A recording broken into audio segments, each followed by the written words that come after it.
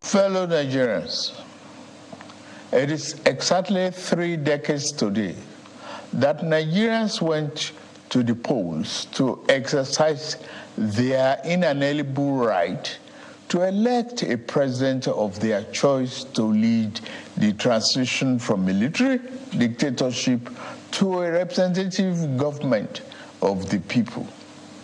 The abortion by the military fiat of the decisive victory of Chief MKO Abiola of the defunct Social Democratic Party in the June 12, 1993 presidential election. Up to that time, the fairest and the freest election in the country's political evolution turned out, ironically, to be the seed that germinated into the prolonged struggle that gave birth to the democracy we currently enjoyed since 1999. In rising to strongly oppose the arbitrary annulment of the will of the majority of Nigerians, as expressed in that historic election, the substantial number of our people who participated in the struggle to annul the election signified their fierce commitment to enthroning democracy as a form of government that best ennobles the liberty, the dignity of individual, and integrity, as well as the stability of the polity.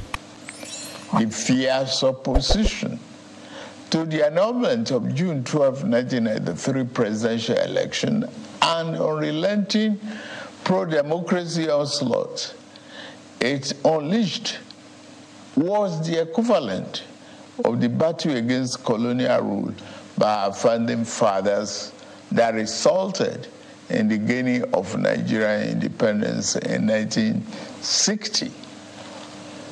Just like the anti-colonial movement, the pro-democracy June 12 vanguard demonstrated once again the enduring validity of the 19th century historian Arnold Toynbee's eternal postulation that civilization and society experience progress as they are forced to respond to challenges posed by the environment. The unjust annulment of a widely acknowledged free and fair election was a challenge that elicited resistance by a resurgent civil society, leading ultimately to the attainment of our second independence, as exemplified by the return of democratic governance in 1999. Fellow compatriots, we celebrate a day that has remained a watershed in our nation's history, not just today, but for every June 12th, for the endless future that our beloved country shall exist and work stronger and stronger. Generation of Nigerians will always remember themselves that the democracy that is steadily going to become the defining essence of our polity was not gifted to us on a silver platter. We can easily recall the sacrifice and the martyrdom of Chief MKO Abiola, the custodian of the sacred mandate that was so cruelly annulled. He sacrificed his life in unyielding patriotic defense of the ideals of democracy, as symbolized in his choice by his fellow countrymen and women as their duly elected president. There was an easier choice for him. It was to forgo the justice of his cause and opt for the path of ease and capitulation in the face of the tyranny of power. to its eternal credit and immortal glory, Abiola said no.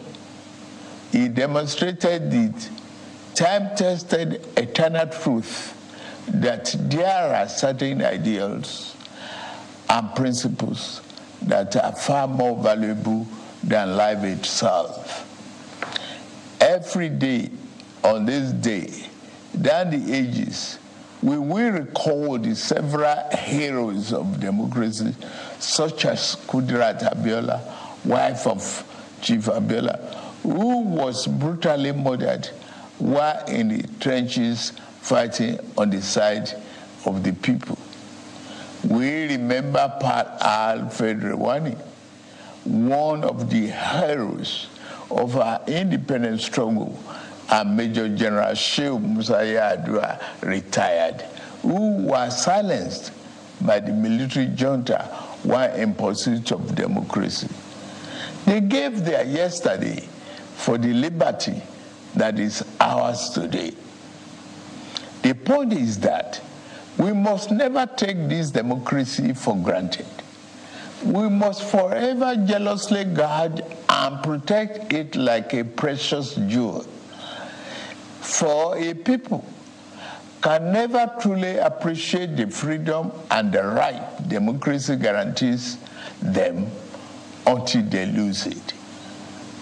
We have transferred the dark, thorny part of dictatorship before, and those who experience it can readily testify to the unbridgeable gap between the dignity of freedom and the humiliation and degradation of tyranny.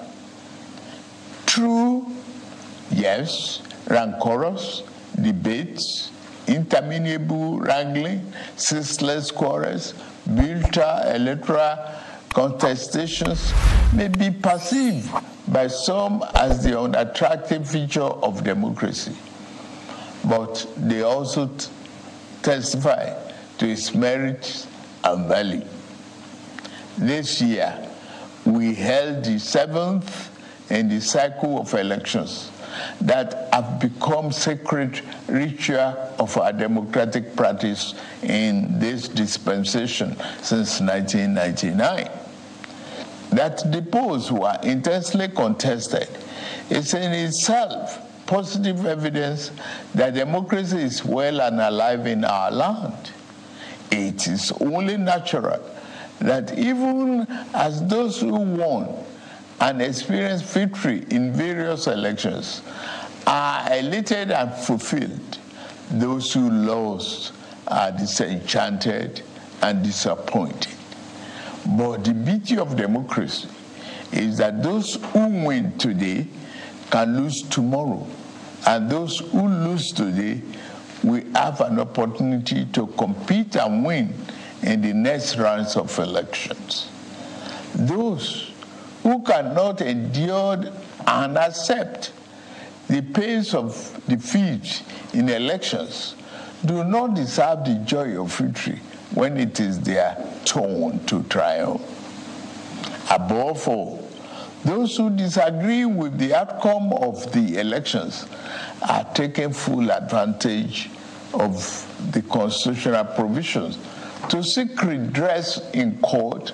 That is one of the reasons why democracy is the best form of government invented by man.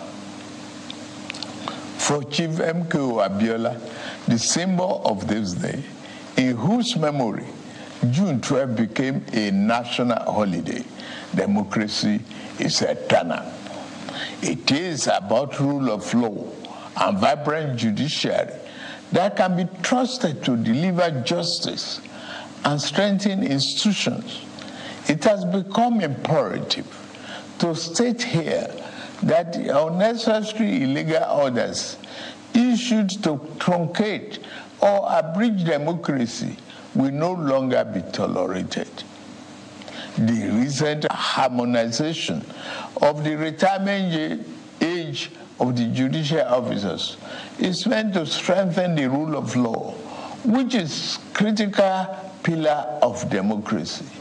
The reform has just started.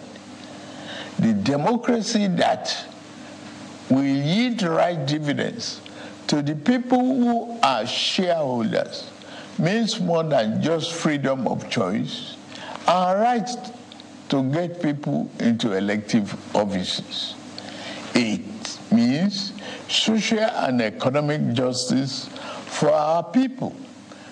To the winner of June 12 democracy offers the best chance to fight and eliminate poverty.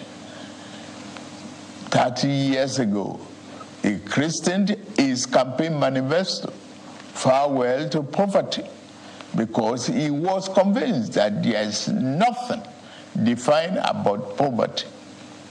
It is a man-made problem that can be eliminated with clearly thought out social and economic policies. It is for this reason that in my inauguration address on May 29, I gave effect to the decision taken by my predecessor in office to remove the fuel subsidy, the albatross, and free up the collective use of much needed resources, which had hitherto been pocketed by a few rich. I admit the decision will impose extra burden on the masses of our people. I feel your pain. This is one decision we must bear to save our country from going under and take our resources away from the stranglehold of a few unpatriotic elements. Painfully, I have asked you, my compatriots, to sacrifice a little more for the survival of our country. For your trust and belief in us, I assure you that your sacrifice shall not be in vain. The government I lead will repay you through massive investment in transportation, infrastructure, education, regular power supply, healthcare, and other public utilities that will improve the quality of lives. The democracy MK Abiola died for is one that promotes the welfare of the people over personal interests of the ruling class, and one where the governed can find personal fulfillment and happiness. That is the hope MK Abiola ignited throughout our country in 1993. On this year's Democracy Day, I enjoy all of us, to rededicate ourselves to strengthening this form of government of free people that has been our guiding light these past 24 years. In particular, those of us who have been privileged to elect into public office at various levels in both the executive and legislative arms of government must recommit ourselves to offering selfless service to the people and delivering concrete democracy dividend in accordance with our electoral promises.